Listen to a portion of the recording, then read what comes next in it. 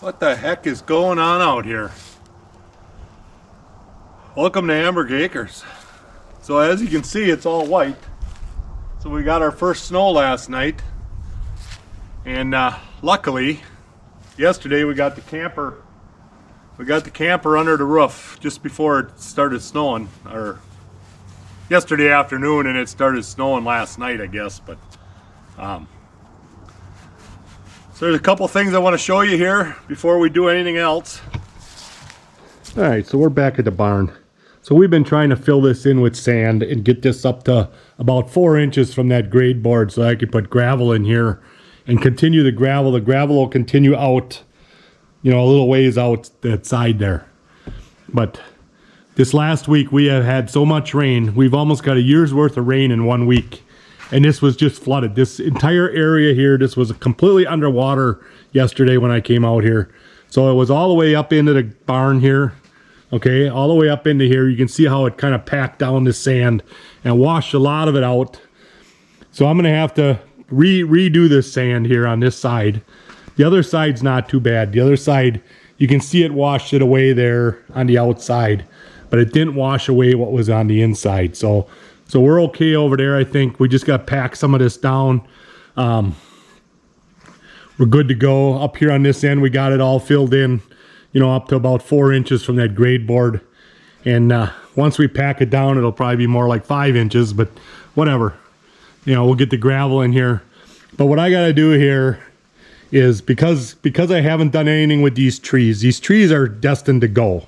And then once they go, I'll taper this off a little bit away from the barn so that the water flows around. But for right now, I'm leaving them there because I don't have time to deal with them. Okay, so that's something I can do in the winter, is get them trees down like I did last year. So I don't need to do it right now, but what I need to do is I need to dig a trench right along here, and that's what I'm going to do today. So I'm going to dig a trench all the way up to here, and kind of right up against that bank there, and dig a trench so that if it rains some more, that water can kind of channel around and go down the hill over here, because this drops off quite a bit here. And then in the future, if that continues to flood like that, which I'm hoping it doesn't, once I mean, the concrete's going to be another 8 inches higher than what you're seeing here. It's going to be way up here on this grade board. Okay, so I'm hoping that in the future that the water won't come in, okay, for one. And if it does, then I have to taper this off a lot more than I think I do, or create some kind of a channel or a French drain to catch that water and take that water down that hill over there in the front out to the ditch. The other area was right out here in the front. You can see here how it came in the door here. And this, I kind of knew about this here because this forms a lake right here in the middle of the yard. So at some point we have to get that water to channel around and go down this. There's basically a ditch here. It used to be an old driveway, they tell me, but it's like a ditch. It's a low spot and the water does run through there, but there's kind of a hump right here in the middle that's keeping this water back from going over into that lower spot. So we have to get that cleaned up, and that's all going to be part of this, you know, landscaping this and getting this all, you know, leveled out once we get concrete and stuff in here. But in the meantime, I got to do something. You know, I can't keep having the water come in the garage. So we're going to come in and dump some more sand here in the front. We're going to dig a trench over there for now, put some sand in there, and we'll see how that works. All right, get back to you in a little bit. Well, I'm going to try and stay tight up to them trees as possible, but I don't know how well that's going to work because there's going to be roots down there, so we'll see.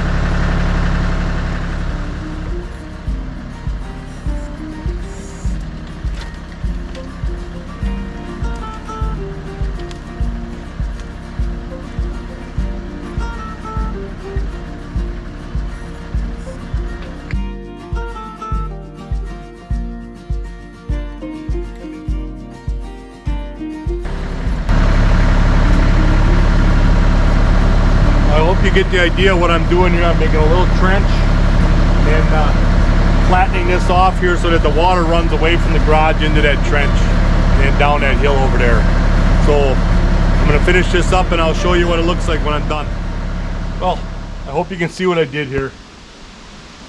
I just dug a trench so that any water coming off that driveway there will go into that trench and run down the hill over that way.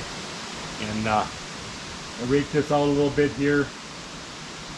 I could bring in a little more sand, but I don't know. I'm pretty much where I want to be right here. And we'll push the gravel out here a little bit, and that'll help with the erosion from the overhang for now, until we get our lean-tos built and stuff like that. But yeah, hopefully this helps. So the rain we got the last couple days, it's not the normal. I've never seen that much rain up here since I've been up here. It's kind of a fluke, you know, probably never happen again, you know, to have that much rain in 2 days. But you never know. For right now, it's taken care of until we move on farther with the project. Okay, I'm gonna finish leveling sand inside the garage here, and then I will show you that when that's done. So we got the camper in here under the barn roof. We moved it over to this side here for now.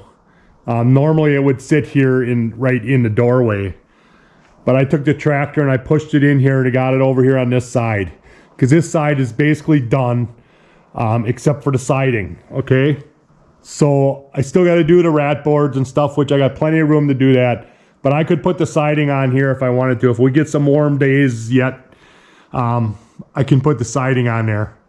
On this side over here, I still got a bunch of work to do, so I left my catwalk up there, and I still got some work to do on the outside, and I don't know, not really on the inside, I guess. Well, yeah, I got the knee braces to put up. I do have to do that over here, but I got plenty of room to do the knee braces yet. But I gotta set something up over here. I gotta cut some boards and fit them in there for doing my lean-to that I'm going to add next year. So I got to get that done yet before I do anything with siding or anything on that side, or remove my catwalk, because I'm going to need to get up there. But right now, you know, the weather's changed. You know, we waited way too long to get going on this barn, but it's fine. We got the roof on. We're good to go for the winter. As long as the camper was covered was our main goal. So I can work on that if we get some nice days, you know, to climb up there and work on it again.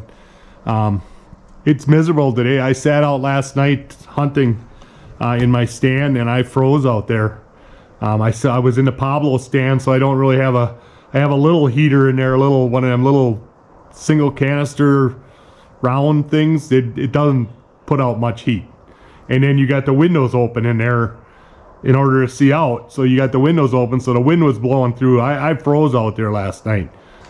So a couple things I'd like to show you. I want to take you over and show you the field. Now this is from earlier in the week before the snow came, but I took a little clip of the field over there.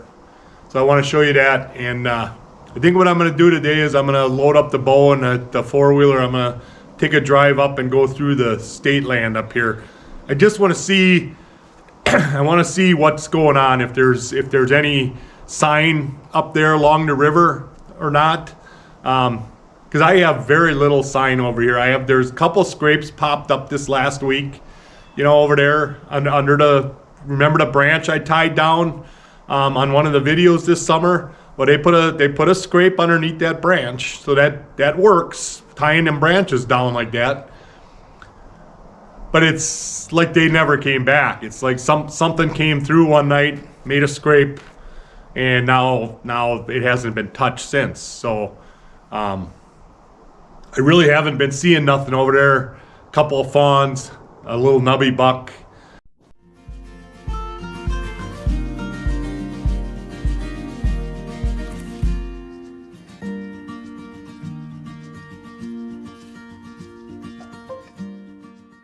Nothing that I had on the camera earlier this year. So I'm gonna take a walk up through there, I think, and just try and get an idea what it looks like.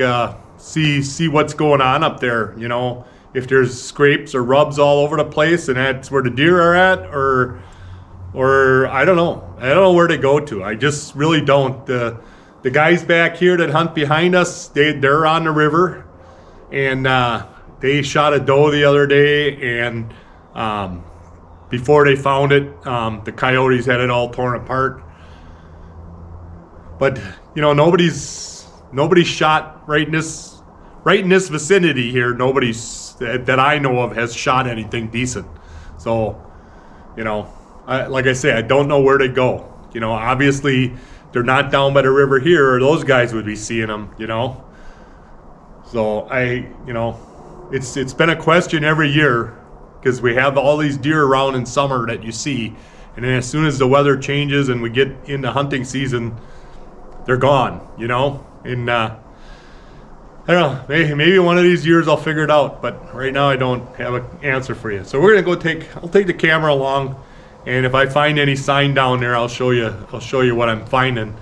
But I think that's all I'm gonna do today because it's too cold to work out here. My hands are freezing already, and yeah, I gotta get the backhoe back off the tractor. I got to get my blade back on and smooth out some of this mess I made over here. Well, let me show you that there. I buried a power line here. Earlier this week, actually it was probably late last week. I did this before the weekend, and it was nice weather, and I got this all dug up, and now I got to get. It's supposed to be by the end of the week. It's supposed to be back up around 45. So hopefully I can smooth some of this out, because otherwise it's going to make snow plowing terrible this winter if I can't clear this out. So yeah, I got a few things to take care of yet, and then that's going to be it. It's time for winter, you know. So all right, we're going to get moving here. All right, guys, I just came out to change my gas bottle in my blind over there. It's a nice day today, but it's supposed to get really cold this weekend, so I was out. My bottle was empty, so I went and got a new bottle and put a new bottle in there, so I'm covered now for the rest of the season. What I want to show you though is I want to show you this field, this bean field. Let's go take a look at that. So I hope you can see this on the camera. They have this cleaned down to nothing. There's barely any leaves left on these stalks. I sat out here the other night and I watched a little nubby buck. He came within 10 feet of me over there in my blind, and he sat there and he came and he just went right down the stem and cleaned off every leaf that was on it, and that's how he was eating this stuff. And as you can see, the entire field, there ain't a leaf left on any of them bean stalks. I mean, it is picked pretty clean. There's a couple there yet, but it is picked clean. I just wanted to share that with you. They say on the website where I got these beans, which was Eagle Seed, that you need to plant at least 1 acre. Now I never really measured this. I'm thinking I'm close to 1 acre, but you can see what they do to it, how they damage the field. So, you know, if you planted a little more, maybe it wouldn't get damaged so much. But yeah, I think you need to plant a couple acres in order for that not to happen. But anyhow, I just wanted to show you the beans were successful. They grew good. They never reached their maturity. You can see the one right there in that cage right there. You can see there's a full-size bean. And then there was one up here somewhere. There was one in a cage. But yeah, you know, they really cleaned me out. And like I showed you the last time, Nebraskas aren't doing real well. I planted them too tight again. I overseeded. So we got to work on that for next year. Come up with a better plan. I think the beans are good. But we got to do something with these Nebraskas because they're not reaching their potential at all. So this here is the Pike River. This is the same river that runs behind our property, just a different section of it. I'm not really sure where it starts, but if you're familiar with Dave's Falls, it's the same river that runs through Dave's Falls. So we're gonna keep walking, see what we find. I have to go back to like when I hunted the Kettle Moraine. I hunted that for 30 some years, and I had areas there where I would go down in there and it would just be torn up, you know, scrape on top of scrape, rubs all over the place. And up north here, since I've been up here, I have not found that kind of sign anywhere, and I don't get out on the public land that much, but you know, so I'm still kind of looking around, but yeah, I don't see it. I don't see it. I'll keep looking, you know, maybe there's a spot in here somewhere that there is some good sign, maybe, I don't know. Well, that's what we're looking for. It ain't much. There's a poo pile right there.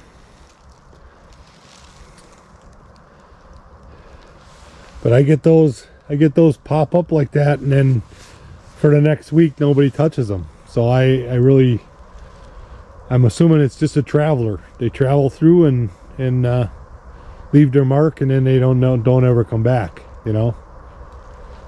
So when I'm talking about rubs, this is what I'm talking about. Now this is obviously, you know, maybe two years old already, because it's already growing back around it. But that's what I'm talking about, is you should see that all over on all these young trees. If you're in an area where you have a nice buck, you should see them way more than just this one, you know. And I'm not finding them. I went through several areas like this here where you have the young trees, and now those are the areas they hit. And yeah, I'm not seeing it. So now, normally in other areas that I've hunted over the years, when I would get to a spot like this where I got all these young trees growing in here, and it's pretty thick all the way around. Behind me I got you know, some thick spruce and whatever those are, pine, white, there's white pines in there, there's fir and whatever. But usually these areas here, these trees would all be rubbed with fresh rubs, you know. Even if they're young bucks, you know, they're taking their velvet off and stuff. And I'm not seeing any of that here. I mean, there are definitely a lot of trails through here, so I know there are deer traveling through this area, but I'm not seeing enough sign for me to pick up and move from where I'm hunting now to come over here and set up a stand and hunt. Just not seeing it. So we're gonna make our way back out of here, and I've seen enough for now. You know, things could change depending on what time of year you're scouting.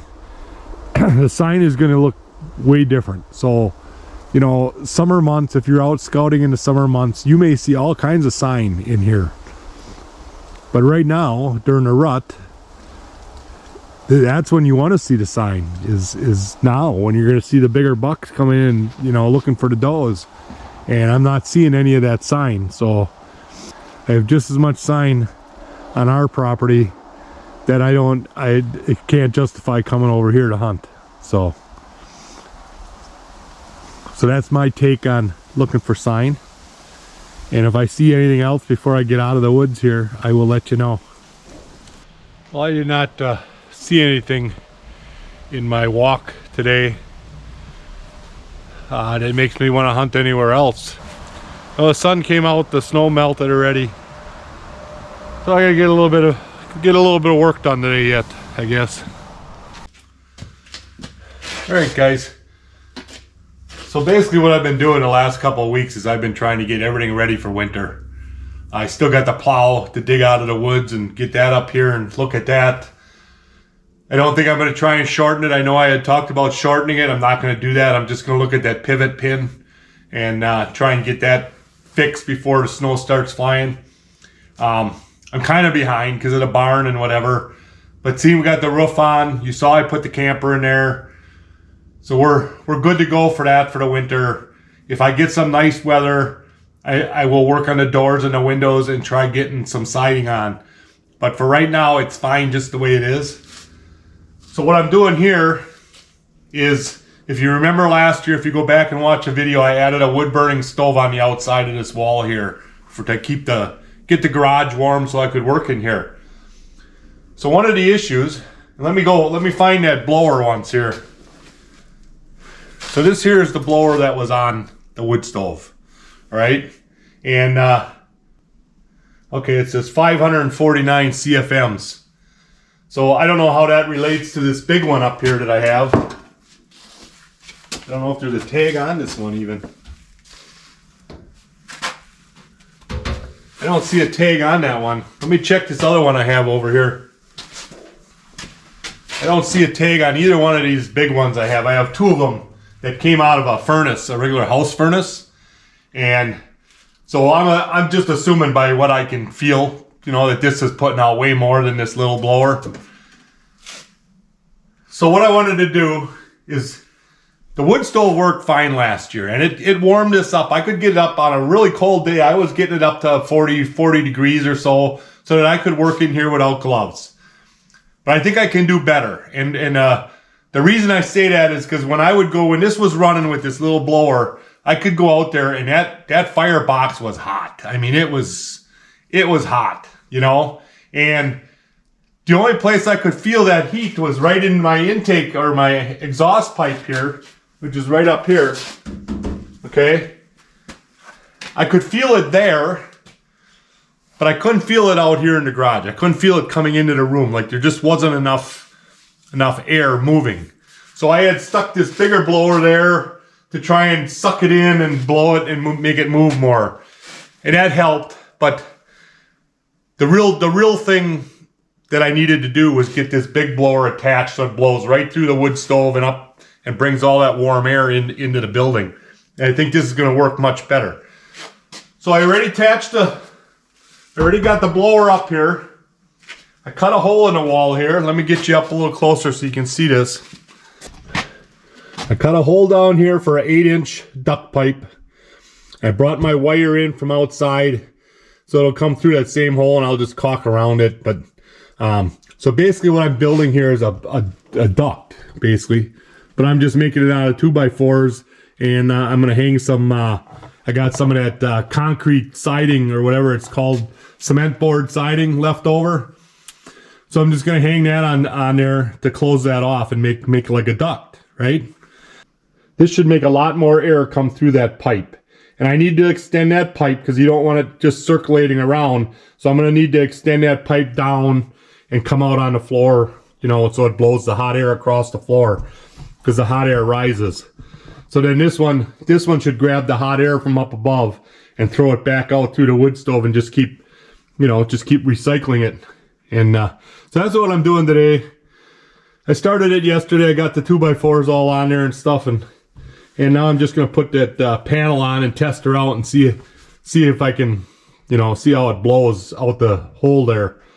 But I think this is gonna help. I think this is gonna be huge for getting more heat in this garage this year. All right, so one of my other issues I've had during this whole project, building the barn and stuff, was moving my sand. And I don't know if I ever showed you this wagon that we made. One of the places I worked at used to make stuff for Polaris, and these were all rejected for whatever reason. So we made some trailers out of them in our spare time and stuff. I made the axles because I was in the machine shop, so I made the axles. Somebody else made the tubes for underneath, and so we whipped it all together. And the issue I had with it is where the pivot point is. You couldn't if you had this full of wood, you couldn't lift this up to dump it. It was too heavy, So I added this winch on there. And I don't remember this winch. This winch came off of my logging trailer. I probably go way back to some of my first videos. I made a logging trailer and this winch was on there. And I since have a different winch on that trailer. But I figured this would be a good place to use it. Because really all it's doing, it's pulling the trailer back down once you dump the load. So when we put the sand in there, we put the sand to the back. And then And then when you do the out function on the winch, the thing just kind of dumps by itself because the weight is towards the back. And then you're just pulling it back down with the winch once it's, once it's dumped. So it works pretty good, except I can never keep this winch going. And right now, I traced it back to being the switch. Okay, last time it was one of these little relays here. And now this time I traced it back with my meter, and it seems to be the switch itself. So I have power up to the switch, but it's not making the switch. So I got a new switch, and it came with the relay, a new different relay and stuff. So I'm just gonna try it this way. And that eliminates both in case I'm wrong. It eliminates both. And it was under $20 for that. So it's not that big of a deal. What I got to do is I got to take this all apart. So I have a cord. Basically I have my battery cord coming from the battery on the four-wheeler. All right. So black and red. It goes to the power terminals. And then you have your main black and reds that go to the winch. And then the rest of it are just the little wires for the switch, So it should be a pretty simple setup. So I'm going to get going on this. I'm not going to really film it because this will probably take me a while to get all these little screws out of here and stuff. But I'll show you it when it's done. I'll show you how it operates. All right. I had to jerry-rig a couple of things. I had to run and get some terminals. I didn't have the right size terminals for these fittings. But it was a pretty simple setup. Let me show you.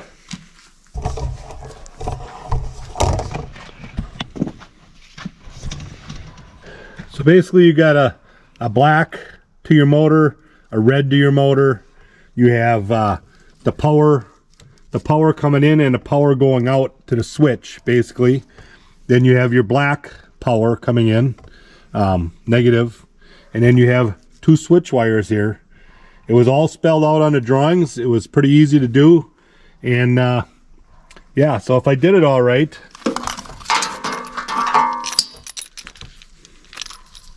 So you have your switch here with in and out. So let's try the out. Okay, that works. Try the in. Yep, that works too. So that was a pretty easy setup. So I believe, let me see if I can find it here. Oh, here it is laying on the ground. So I believe the old setup, it was this switch. That's what I had, by testing the wires, this switch was not working anymore. Okay. So this one here looks like it's a little better sealed up and stuff. And, it's made for winches. That other one was not necessarily made for a winch. It was for, I don't know. I just picked it up at Fleet Farm or somewhere like that.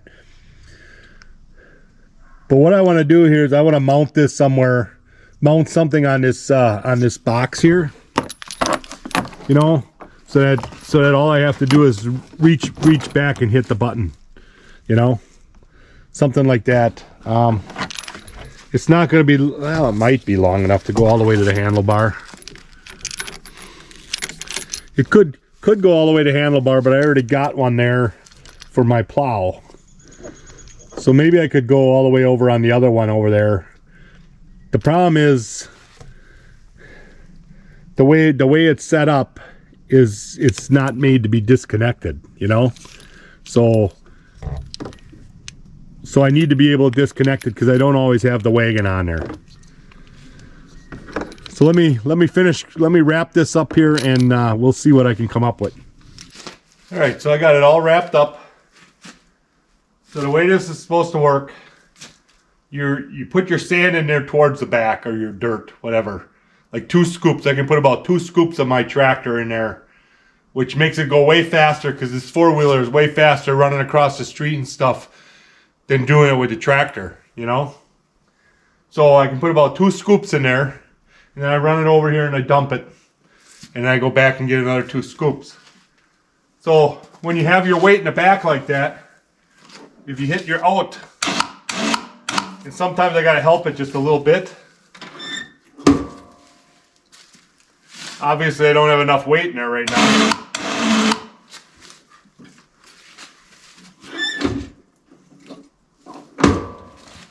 But it gets to a point if you got enough weight in there, you barely have to touch it here and it'll just flip, you know.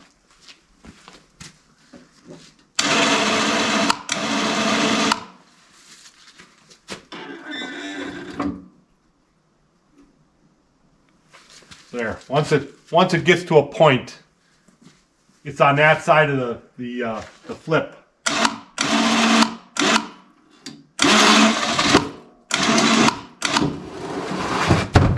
And then she just takes off and you dump your load. So then the end is just basically pulling it back down. All right. Well, you get the idea. I'm having an issue right now. I can hear my, it's like a breaker. This is like a breaker.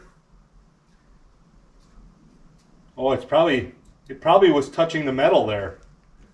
Probably was touching the metal. I could hear it clicking, so it was tripping in and out. It probably was touching the metal right here. And I didn't realize it.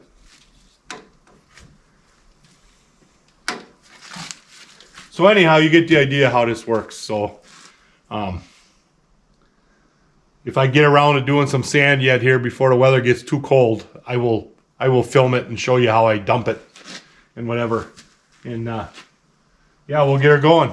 So, all right, next project.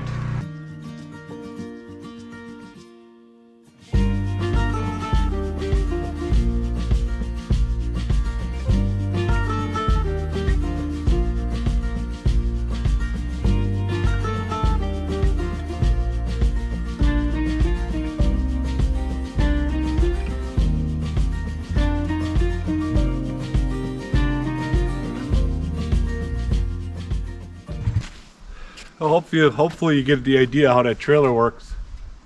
Like I said, if you have it too far to the front, it will not tip by itself. You have to lift it a little bit. And so I'm dumping it right on the back, but you know, it always falls forward. But that's always been the problem with that trailer there. Trying to get it to dump was that the pivot point is in the wrong spot, really. So at one point I had it backwards. I had it the other way, where I'm actually lifting the trailer to dump it, and that worked fine. But the problem is, it don't go back down then, because there's no weight to pull it back down, you know. So it just a design flaw that we made when we made these things, and it works fine. You know, it was free, so you know. It works fine. I'm just saying that if you would fill that up with wood, you can't just dump it. You gotta lift it a little bit. So that's why I usually do this, and Barb usually runs the tractor. And she's not out here today, but I'm doing it by myself. But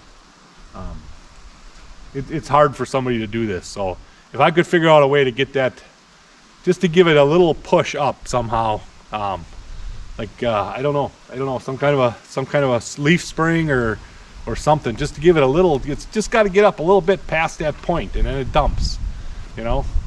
So anyhow, that's gonna be it for dumping. Well, I'll show you this once I get it done, but it's probably not gonna get done today. I have a bunch of other stuff to get done yet. So all right, well, I have to apologize. I lost some footage. I was on the phone earlier this week with GoPro, trying to get some of my batteries replaced. My batteries are swelling up. I can't even put them back in the camera. So I was trying to get those replaced. And I mentioned to her that, you know, I bought some of their Enduro, their new batteries, and they seem to be working pretty good. Well, I guess I spoke too soon, because as soon as I came out here in this cold weather and tried filming this, working on this heater here, it dropped off my footage. It just shuts down and doesn't let you know that it shut down, you know. So whatever. All you really missed is that I put that panel on there to close that duct up, and I attached a pipe. I got this elbow on here up here now. I don't know how well you can see that, but I got the elbow. It's blowing. I can feel this air all the way halfway across the garage here. I can feel that air blowing. So I think this is really going to make a difference. This is really, I mean, obviously it's only 30 something degrees outside right now, so it's not cold, but this is really blowing hot air now compared to what it was last year. So I think that's going to make a huge difference as long as these blowers hold up.